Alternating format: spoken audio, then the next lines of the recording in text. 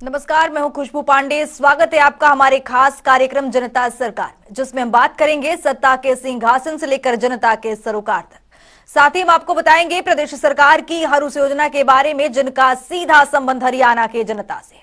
योजनाएं प्रदेश के विकास को नई गति प्रदान करेंगी और हरियाणा की जनता का चहुमुखी विकास भी करेंगी, ताकि प्रदेश की जनता तरक्की की राह पर आगे बढ़े और हरियाणा प्रदेश निरंतर उन्नति की नई ऊंचाइयों को छूता हुआ प्रगतिशील रहे। तो अगले 30 मिनट तक बने रहिए हमारे साथ और देखते रहिए जनता सरकार।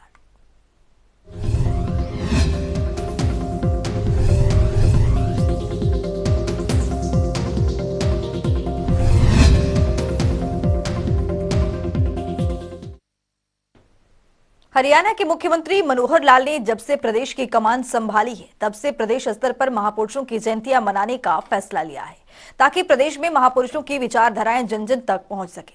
इसी कड़ी में प्रदेश के 3 जगहों पर संत रविदास जी की जयंती के मौके पर कार्यक्रम का आयोजन किया गया। वहीं नरवाना की मेला मंडी में राज्य स्तरीय संत रविदास जयंती समारोह में मुख्यमंत्री मनोहर लाल ने शिरकत की। इस दौरान मुख्यमंत्री ने जिले और प्रदेश के लिए कई बड़ी घोषणाएं की है। रिपोर्ट देखिए। हरियाणा की मनोहर सरकार राज्य स्तर पर महापुरुषों की जयंतियां मनाती रहती है, ताकि उनकी विचारधाराएं पूरे समाज के लिए प्रेरणा की स्रोत बन सके। इसी कड़ी में शुक्रवार को संत रविदास जी की जयंती के मौके पर प्रदेश के 3 जगहों पर बड़े कार्यक्रम आयोजित किए गए। संत रविदास जयंती नरवाना और यमुनानगर, वहीं जींद के नरवाना की मेला मंडी में राज्य स्तरीय संत रविदास जयंती समारोह में मुख्यमंत्री मनोहर लाल ने शिरकत की। इस दौरान मुख्यमंत्री ने जिले और प्रदेश के लिए कई घोषणाएं की। तो चलिए ग्राफिक्स के जरिए समझते हैं कि मुख्यमंत्री मनोहर लाल ने कौन कौन सी घोषणाएं की। जींद के उचाना खुर्द में विकास एवं पंचायत विभाग की ओर से बनाया गया सामुदायिक केंद्र 1,12,33,000 रुपए की लागत से बनकर तैयार हुआ सामुदायिक केंद्र। इस्माइलाबाद, धरौदी, फरेना कला, दबलैन, नरवाना क्षेत्र के जल भराव की समस्या का होगा निवारण। जल भराव के लिए 6,25,90,000 रुपए खर्च कर समस्या का होगा निवारण। खेतों में भरने वाले पानी को सिरसा ब्रांच नहर में उतारा जाएगा। 2.65 करोड़ रुपए से बाल भवन का उद्घाटन होगा। फ्रैड कला में बिजली निगम के 33 केवी सब स्टेशन का उद्घाटन होगा। 4.26 करोड़ रुपए की लागत से बना है दक्षिण हरियाणा बिजली निगम। बटसिकरी माइनर का आरडी 0 से 11,500 तक का होगा जीर्णोद्धार। 3,29,56,000 रुपए की लागत से होगा जीर्णोद्धार। मुख्यमंत्री ने कहा कि फतेहाबाद में मेडिकल कॉलेज का नाम संत रविदास के नाम से होगा, तो वहीं पिपली में संत रविदास का विशाल स्मारक बनाया जाएगा। इसे लेकर जमीन की पहचान की जा रही है। यहाँ स्कूल, कॉलेज, छात्रावास की सुविधा होगी। गुरु रविदास जी के नाम से एक घोषणा पिपली के पास कहीं एक विशाल स्मारक बनाया जाए। वो घोषणा लागू करने के लिए हमने जमीन वहां से लेने की कोशिश की थी। पहले मिल नहीं पाई थी कहीं उचित जगह पर जमीन। अब वो जमीन की पहचान हो गई है। अगले इस वर्ष के अंदर उस जमीन पर और गुरु रविदास जी के नाम से एक बड़ा स्मारक वहां बनाया जाएगा। छात्रावास भी होगा, कॉलेज, स्कूल भी होगा। तो उस नाते से गुरु रविदास जी के नाम पर पिपली के पास जो स्थान हमने तय किया है, उस पर अगले वर्ष में यह स्मारक बनाया जाएगा। मित्रों, भाई बहनों, एक विषय के किसी संस्थान का नाम गुरु रविदास जी के नाम से रखा जाए, तो हमने कल से ध्यान दौड़ाया है कि कौन कौन से संस्थान ऐसे जिनके नाम नहीं रखे गए हैं। कोई बड़ा संस्थान जिसका नाम हम गुरु रविदास जी के नाम से रखें। तो मैं आज घोषणा करता हूं, और उस घोषणा से पहले मैंने उस इलाके के विधायक, सांसद सबसे बात भी कर ली है। अभी जो फतेहाबाद जिले में टोहाना विधानसभा रतिया के भी पास लगता रसूलपुर के अंदर जो मेडिकल कॉलेज बनाने की घोषणा हुई है, उस मेडिकल कॉलेज का नाम श्री गुरु रविदास जी मेडिकल कॉलेज रखा जाएगा। ये मैं आज घोषणा करता हूँ। मुख्यमंत्री मनोहर लाल ने कहा कि लघु उद्योग पर जमीन खरीदने पर 20% की छूट दी जाएगी। अगर कोई व्यापार का काम करना चाहता है तो उस पर लोन लेने पर 20% की छूट दी जाएगी। वहीं नरवाना में गुरु रविदास धर्मशाला के विस्तार के लिए 21 लाख रुपए देने की घोषणा मुख्यमंत्री ने की है। उद्योगों में अनुसूचित जाति कैसे आगे आए, इसके लिए वैसे तो doctor Ambedkar chamber of commerce बनाया गया है, अपने समाज के कुछ लोगों ने बनाया है, उसकी इकाई अभी हरियाणा में नहीं है। तो doctor Ambedkar chamber of commerce की एक इकाई मैं कहूंगा समाज के लोगों को हरियाणा में भी स्थापित करें, और हम कैसे अपना उद्योग, अपना व्यापार, इसमें लोग जा सकते हैं, इसके लिए हमको सुझाव दें, उनको हम लागू करेंगे। ये आप लोगों ने करना है। करेंगे? ये करेंगे। अब तुरंत तौर पर एक जो घोषणा मैं कर रहा हूं कि जो अभी उद्योग लगाने के लिए, खास करके छोटे उद्योग, लघु उद्योग, सूक्ष्म उद्योग, एमएस जिनको कहते हैं, माइक्रो और स्मॉल, इस उद्योग में जो जमीनें खरीदी जाती हैं, उन जमीनों पर अभी तो हमने 10% की छूट कही थी, आज मैं घोषणा कर रहा हूं उसको 20% की छूट देंगे, जो भी उद्योग करने के लिए आगे आएगा। इसी प्रकार कुछ हमारे मित्र साथी जो भी और कोई काम करना चाहते हैं, उद्योग के अलावा भी व्यापार का भी कोई काम करना चाहते हैं, उसमें जो लोन लेंगे, उस लोन के ऊपर जो इंटरेस्ट है, ब्याज है, उस ब्याज में भी बाकियों को जो छूट मिलती है उससे 20% ज्यादा छूट उनको देंगे, ताकि उसमें भी उनको सुविधा हो जाए, इसमें भी लोग आगे बढ़ें। समारोह में सीएम मनोहर लाल ने कहा कि वो संत रविदास से प्रेरणा लेकर प्रदेश भर में समान रूप से विकास कार्य कर रहे हैं। जब से बीजेपी सत्ता में आई है, तब से वे सभी संत महापुरुषों की जयंतियां मनाई जा रही है। समाज की सभी कुरीतियों को खत्म करना जरूरी है। जब इस प्रकार की जयंतियों का विचार हम करते हैं, तो समाज के हर वर्ग के जो महापुरुष हैं, उनकी जयंतियों का हम लोग मनाने का कार्यक्रम चला रखा है। जब सत्ता में 2014 में मैं आया था,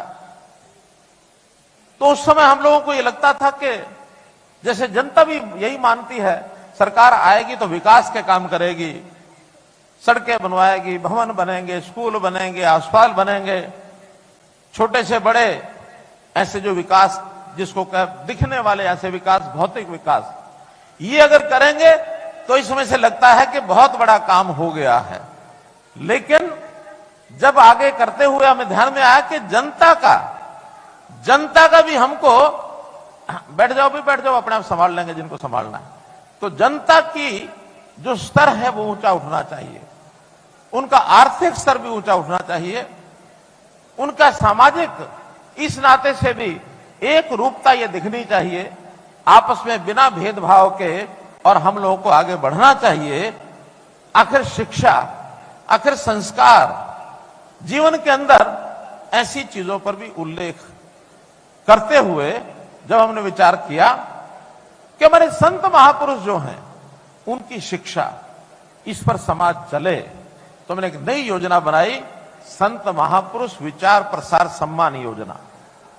और उसके अंतर्गत जितने संत महापुरुष हैं, गुरु रविदास जी, इसी प्रकार से महर्षि वाल्मीकि जी, भक्त कबीर जी, गुरु नानक देव जी, गुरु गोविंद सिंह जी, गुरु तेग बहादुर जी, महर्षि कश्यप जी, तो कितने ही संतों के हमने जयंतियों के कार्यक्रम ये किए हैं। और इसका हेतु एकमात्र ये है कि यदि हम इनकी शिक्षाओं पर अपना चलना शुरू करते हैं, तो निश्चित रूप से हमारे जीवन में सुख और शांति आएगी। हमारा जो दिन काम करते हुए जिसमें जितने प्रकार के तनाव आते हैं, हमारी जो कुरीतियां हैं, जो जीवन की बुराइयां हैं, वो सब समाप्त होती हैं, और ये बहुत बड़ा काम है। मुख्यमंत्री ने केंद्र सरकार द्वारा जारी बजट की भी सराहना की। मनोहर लाल ने कहा कि परिवार पहचान पत्र से गरीबों को लाभ मिल रहा है, बिना राशन कार्ड वालों के राशन कार्ड बनाए जा रहे हैं। परिवार पहचान पत्र में हमने लगाया है साहब कि कुल हरियाणा का 40% ये परिवार उस योजना के अंतर्गत आते हैं, परिवार पहचान पत्र में। लेकिन जब अनुसूचित जाति का विचार किया है, तो अनुसूचित जाति में से तो लगभग 75% परिवार उस 180 से नीचे आते हैं। तो सबसे ज्यादा लाभ अगर होगा तो अनुसूचित जाति के लोगों को होगा। गरीबी जहां ज्यादा है, उनका सहयोग भी उसी प्रकार से हम ज्यादा करेंगे। हमने राशन कार्ड बनाने का काम, 180 से नीचे के जो आय के वर्ग के लोग हैं, ऑटोमेटिकली उनका राशन बनेगा।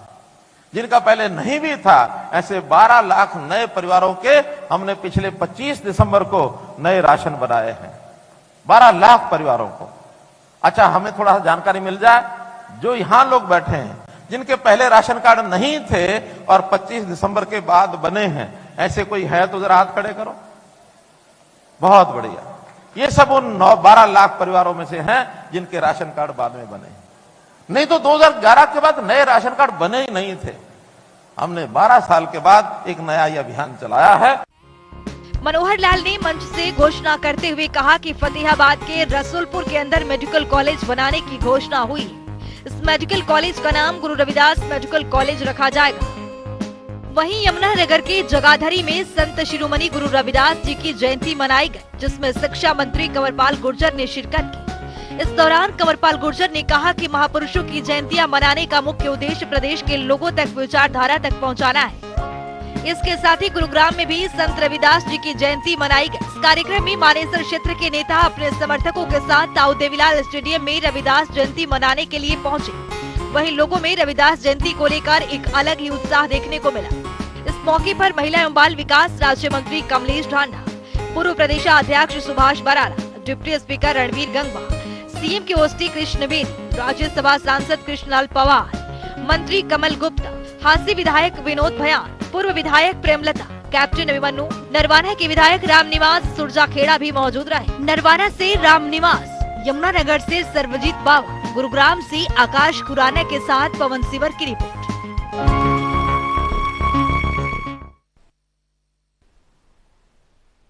छत्तीसवें अंतर्राष्ट्रीय सूरजकुंड मेले का उपराष्ट्रपति जगदीप धनखड़ ने फीता काटकर शुभारंभ किया। इस दौरान मुख्यमंत्री मनोहर लाल ने सभी तमाम बड़े अधिकारी और नेतागण भी उपस्थित रहे। की रिपोर्ट देखिए।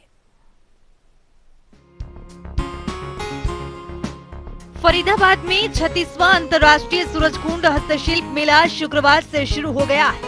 मेले का शुभारंभ उपराष्ट्रपति जगदीप धनखड़ ने किया। इस अवसर पर प्रदेश के मुख्यमंत्री मनोहर लाल भी मौजूद रहे। इस दौरान मुख्यमंत्री मनोहर लाल ने जनता को संबोधित करते हुए कहा कि सूरजकुंड मेले की पूरी दुनिया में अमिट छाप है। मुख्यमंत्री मनोहर लाल ने बताया कि आज से 19 फरवरी तक ये मेला चलेगा। उन्होंने कहा कि वसुधैव कुटुंबकम और एक भारत श्रेष्ठ भारत का दर्शन कराता है। बहुत ही आनंद का विषय है कि ऐसा एक अंतर्राष्ट्रीय मेला जिसकी छाप न केवल अपने देश में है बल्कि दुनिया के देशों में भी इसकी एक प्रकार से अमिट छाप है। हर वर्ष ये मेला होता है। जैसा बताया गया कि 1987 से मेला शुरू हुआ था, बीच में एक वर्ष छोड़ करके लगातार हर वर्ष ये मेला 1 फरवरी से 15 फरवरी तक पहले होता था। लेकिन कुछ वर्ष पहले हमने विचार किया कि इसमें जो वीकेंड्स हैं वो प्राय 2 बार ही आते हैं, लेकिन शनिवार रविवार वीकेंड्स के ऊपर उपस्थिति बहुत अच्छी होती है। तो इन तिथियों का चयन इस ढंग से किया जाने लगा कि इसमें 3 वीकेंड्स आते हैं। तो इसलिए आज ये 3 तारीख को शुरू हुआ है, 19 फरवरी तक ये मेला अपना ये चलेगा। इस मेले में हर वर्ष की भांति एक सहभागी राष्ट्र होता है और एक थीम स्टेट इस नाते से भी परंपरा है। लेकिन इस बार सौभाग्य की बात है कि सहभागी राष्ट्र के नाते से इस बार शंघाई कॉरपोरेशन ऑर्गेनाइजेशन, जिसमें 20 देशों की भागीदारी है, और ऐसे ही थीम स्टेट के नाते उत्तर पूर्व के जो सभी प्रदेश, जिसमें अरुणाचल प्रदेश, असम, मणिपुर, मेघालय, मिजोरम, नागालैंड, सिक्किम और त्रिपुरा, ये सब शामिल हैं, एक साथ मिलकर के एक ही मंच पर जैसा हमने ये कार्यक्रम देखा, अभूतपूर्व सामंजस्य, सारे देश की कला को, संस्कृति को एक मंच पर लाके दिखाना। जहां तक विदेशी कलाकार, विदेशों के सहभागिता इसमें होती है, तो हमारा जो वसुधैव कुटुंबकम का एक जो विचार है वो सबको यहां प्रदर्शित होता है। और जब देश के अन्य प्रांतों की सांस्कृतिक कला और उसका प्रदर्शन होता है, तो एक भारत श्रेष्ठ भारत, इसके हमको दर्शन होते हैं। हमारे देश की विभिन्न बोलियां, भाषाएं, संस्कृति, खान पान, रहन सहन, लेकिन फिर भी अनेकता में एकता, एक भारत श्रेष्ठ भारत, इस प्रकार का ये मेला है। मुख्यमंत्री मनोहर लाल ने कहा कि प्राकृतिक और परमेश्वर भी अपने आप में एक कलाकार है। मकड़ी के जाले से लेकर बया को घोंसला भी एक कला है। कलाकार की बहुत बड़ी भूमिका, अगर हम माने कि परमात्मा भी एक कलाकार है, उसने कितनी कला सजाई है इस दुनिया में। हम सब उसी परमात्मा की उत्पत्ति है। भगवान ने हमको बनाया है, हम आगे विभिन्न प्रकार की चीजें बनाते हैं। प्रकृति भी कला है। प्रकृति में कितने प्रकार के वन, औषधि, पौधे, फल, फूल, ये सब होते हैं। तो जब उनको एक साथ हम देखते हैं तो कितना सुंदर एक कला का दृश्य हमको दिखाई देता है। तो प्राकृतिक कला, कृत्रिम कला, लेकिन हर प्रकार की कला के पीछे एक आनंद इस प्रकार का रहता है। और ऐसा जो एक आनंद हम देखते हैं, न केवल मनुष्य बल्कि जीव। हम मकड़ी का जाल देखते हैं, क्या बुद्धि लगाती होगी वो मकड़ी, कैसा जाल बनता है, मकड़ जाल। एक बैया एक पक्षी होता है, वो पक्षी अपना घोंसला जब बनाता है तो उसका घोंसला जो बैया का बनता है, तो बढ़िया से बढ़िया कारीगर भी, मनुष्य भी नहीं बना सकता उसको। इस प्रकार का बैया उस घोंसले को बनाता है। तो ये सब चीजें अद्भुत करने वाली हैं। इसके साथ ही मुख्यमंत्री मनोहर लाल ने कहा कि भगवान कृष्ण ने गीता का संदेश हमारी धरती से दिया है। पर्यटन की दृष्टि से भी हमारा राज्य आगे बढ़ रहा है। पर्यटन को बढ़ावा देने के लिए होम स्टे पॉलिसी बनाई गई। भगवान कृष्ण ने जो गीता का संदेश यहाँ दिया कुरुक्षेत्र में, ये भी एक ऐसा अलौकिक उदाहरण है कि युद्ध का मैदान है और इस युद्ध के मैदान में क्या सिखाया जा रहा है, जीवन जीने का सार सिखाया जा रहा है कि अच्छा जीवन कैसे बनेगा। युद्ध की तैयारी है और जीवन का सार सिखाया जा रहा है और बताया ये जा रहा है कि इस युद्ध के लाभ क्या क्या होंगे। तो जहां शांति आवश्यक है वहां शक्ति भी आवश्यक है। आवश्यकता पड़े तो शांति प्राप्त करने के लिए युद्ध भी आवश्यक है। ये गीता का सार है। तो ऐसा एक अलौकिक संदेश देने वाला स्थान भी वो हमारे हरियाणा में ही है, बल्कि हम हर वर्ष अंतर्राष्ट्रीय स्तर के ऊपर गीता जयंती का कार्यक्रम भी करते हैं और उसमें भी दर्जनों देश अब आने लग गए हैं। गीता का प्रचार प्रसार भी इसी प्रकार से हम देश और दुनिया में आगे बढ़ा रहे हैं। सूरजकुंड मेले में पूर्वोत्तर के 8 राज्यों के 300 से अधिक कलाकारों से उनकी कला और संस्कृति को जानने व समझने का मौका मिलेगा। पार्टनर कंट्री के रूप में इस बार एससीओ के 24 देश पार्टनर कंट्री बने, जबकि थीम स्टे के रूप में पूर्वोत्तर के 8 राज्य हैं। जनता टीवी के लिए फरीदाबाद से पूजा शर्मा की रिपोर्ट। हरियाणा के कृषि मंत्री जेपी दलाल से जनता टीवी ने खास बातचीत की है। इस दौरान कृषि मंत्री जेपी दलाल ने कई अहम जानकारियां दी।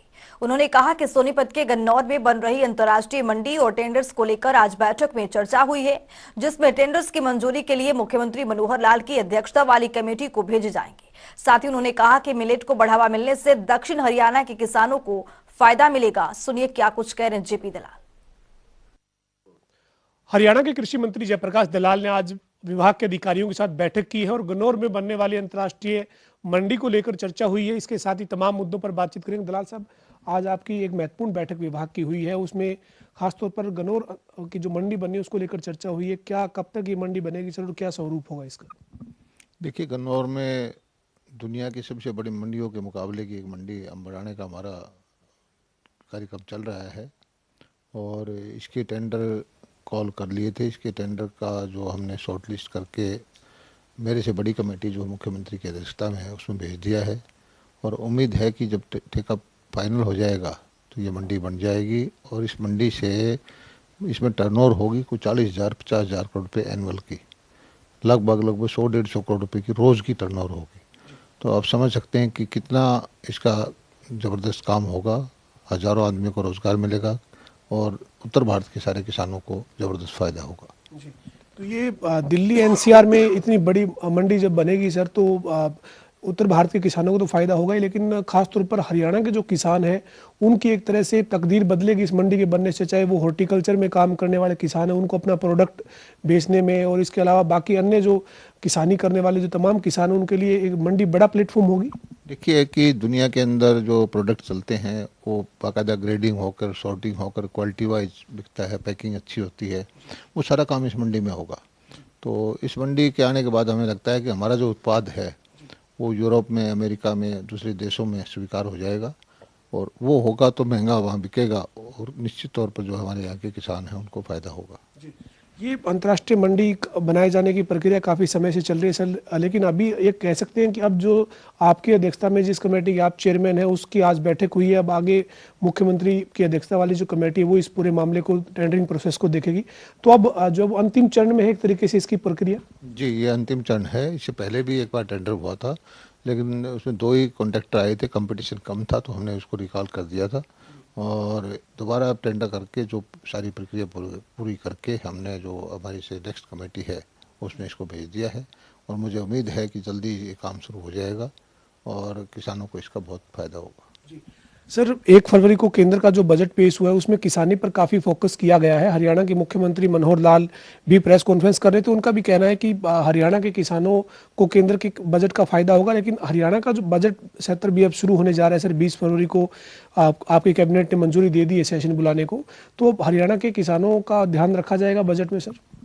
निश्चित तौर पर हमारे बजट पे चर्चा जो है सभी मंत्रियों की और विभाग के सचिव की मुख्यमंत्री जी ने 7 तारीख को बुलाई है, तो मैं भी अच्छी खासी मांग उसमें रखूँगा कि हमारे सिंचाई का बजट बढ़े, बिजली का सुविधा अच्छी हो, और किसान को जो है माइक्रो इरिगेशन की है, मंडियाँ उसके लिए अच्छी बने, भाव अच्छा मिले, और जो सुविधाएं प्राकृतिक कृषि के लिए देनी है या जो बाजरे के किसानों को फ़ायदा देना है, तो उन सब चीज़ों का बजट में प्रावधान हो जिससे किसानों को लाभ मिले। जी सर, अभी हरियाणा में किसान जो है वो एक तरह से बागवानी की तरफ काफ़ी ज़्यादा बढ़ रहा है, और मत्स्य पालन पर को भी किसान अपना रहा है सर, तो आप मानते हैं कि हरियाणा के किसानों ने फसलों का विविधीकरण है उसकी तरफ बढ़ना शुरू कर दिया है? हरियाणा का किसानों को हम बार बार अलग अलग गोष्ठियाँ करके, मेले लगा करके दिखाते रहते हैं, प्रोग्रेसिव फार्मर से मिलवाते रहते हैं, तो उससे किसान बहुत उनसे प्रभावित हुए हैं और बहुत जल्दी कन्वर्ट हो रहे हैं किसान। मुझे लगता है कि आने वाले जो 3-4 साल के अंदर ही 15% एरिया में बागवानी होगी। हरियाणा के बहुत सारे किसान और उनके बच्चे जो है पशुपालन से, मछली पालन से, या मशरूम की खेती, शहद की उत्पादन से इसका लाभ उठाएंगे, छोटे कारोबार करेंगे, और इसी तरह से जो है मैं समझता हूँ कि हरियाणा जो है धीरे धीरे प्रोग्रेस करता रहेगा। आपने सर किसानों की संगोष्ठियों की या फिर चर्चा की बात की, अभी एक और कार्यक्रम आप मार्च में भी करने की तैयारी कर रहे हैं कृषि विश्वविद्यालय में, उसमें किस तरीके से सर किसानों को जागरूक करने के लिए कार्यक्रम रखा जाएगा?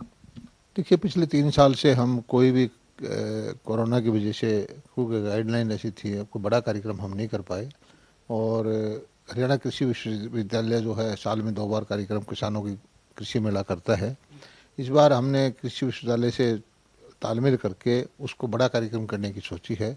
उसी के अंदर हमारा जो कृषि विभाग, बागवानी विभाग भी भाग लेगा, उसी के अंदर जो हमारा CII है, जो इंडस्ट्री से जुड़े लोग हैं वो भी भाग लेंगे, और उसमें हम किसानों को जो लेटेस्ट कृषि के जो उत्पादन के बीज हैं उनका प्रदर्शन होगा, लेटेस्ट टेक्नोलॉजी आई है उसका वो होगा, लेटेस्ट मशीनरी आई है उसका प्रदर्शन होगा, जो नवाचार आए हैं, लेटेस्ट नो हाउ आई है दुनिया भर के या हमारे वैज्ञानिक हैं, वो किसानों को बताएंगे कि हमने इस चीज़ में खोज की है। लाखों किसान इसमें भाग लेंगे, और ये बहुत ही एक ज़बरदस्त कार्यक्रम होगा 10, 11, 12 तारीख को कृषि विश्वविद्यालय जो हरियाणा का है हिसार में, उसमें सब विभाग मिल करके हम चाहते हैं कि किसानों की सेवा में हमारा विभाग लगा हुआ है, और किसानों को सारी चीज़ें एक मेले के रूप में खुशी खुशी हंसते खेलते सब चीज़ें उनको दिखाएं। सर केंद्र के बजट में प्राकृतिक खेती या फिर मिलेट के ऊपर काफ़ी फोकस किया गया है। हरियाणा के कृषि मंत्री होने के नाते और एक किसान होने के नाते आप प्रदेश के किसानों से क्या अपील करेंगे, क्या कहना चाहेंगे किसानों को? हमारे तो जो दक्षिण हरियाणा के किसान हैं वो पहले भी मिलेट्स की तरफ ध्यान दे रहे हैं, और मैं किसानों से यही प्रार्थना करता हूं कि जो खासकर बाजरे के किसान हैं, ज्वार के हैं, रागी के हैं, या जो प्राकृतिक कृषि करते हैं, तो ऐसे किसानों को अपने उत्पादन बढ़ाना चाहिए, ये साल जो है अंतर्राष्ट्रीय स्तर पर मोदी जी ने इंटरनेशनल ईयर ऑफ मिलेट्स बनाया है और ये साल में दुनिया भर के सारे राष्ट्राध्यक्ष G20 के जो हैं, जो दुनिया के सबसे हम बाजरे से बने हुए उत्पाद, बाजरे से बने हुए खाना, बाजरे की रोटी उनको खिलाएंगे और उम्मीद करेंगे कि हमारा बाजरा जो है यूरोप, अमेरिका और कनाडा में जाए और हमारे किसानों की हालत सुधरे। दक्षिण हरियाणा की आपने बात की सर, इस बार मौसम की जो मार है वो सरसों के किसानों पर पड़ी है। प्राकृतिक एक तरीके से पाले की चपेट में सरसों की फसल आई है। हालांकि आपने कह दिया कि स्पेशल गिरदावरी करवाई जाएगी, लेकिन किसान चिंतित है। क्या आश्वासन देंगे सर? गिरदावरी के ऑर्डर हो चुके हैं, 1 तारीख से गिरदावरी शुरू भी हो गई है। किसान भाइयों से मेरी प्रार्थना है कि अपनी चीज़ों का ध्यान रखें और गिरदावरी का जो काम है इस पर अपनी दृष्टि रखें और इस गिरदावरी में जो खराबा होगा, जो नुकसान हुआ है, उसकी भरपाई सरकार जो नीति है सरकार की उसके अनुसार हम करेंगे। सर, राजनीतिक एक सवाल है सर। भारत जोड़ो यात्रा के बाद अब कांग्रेस तमाम राज्यों में हाथ से हाथ जोड़ो अभियान चला रही है, लेकिन हरियाणा कांग्रेस का हाथ से हाथ जोड़ो अभियान पहले 31 जनवरी से शुरू होना था। अभी तक असमंजस की स्थिति है कांग्रेस का। वो हाथ से हाथ जोड़ो अभियान हरियाणा में खासतौर पर बहुत जिस तरीके से नजर आना चाहिए वैसे नजर नहीं आ रहा है। तो ये आप क्या मानते हैं, कांग्रेस की रणनीति 2024 को लेकर इसे कहेंगे हाथ से हाथ जोड़ो अभियान को देखते हुए? देखिए, कांग्रेस को हाथ से हाथ और दिल से दिल बहुत सारी चीज़ें जोड़ने की ज़रूरत है। ये सबको पता है, मेरे बताने की ज़रूरत नहीं। हरियाणा का बच्चा बच्चा जानता है कि कांग्रेस के जितने भी नेता हैं उनकी निगाह मुख्यमंत्री की कुर्सी पे है और जनता की निगाह ये है कि भारतीय जनता पार्टी की सरकार दोबारा बने।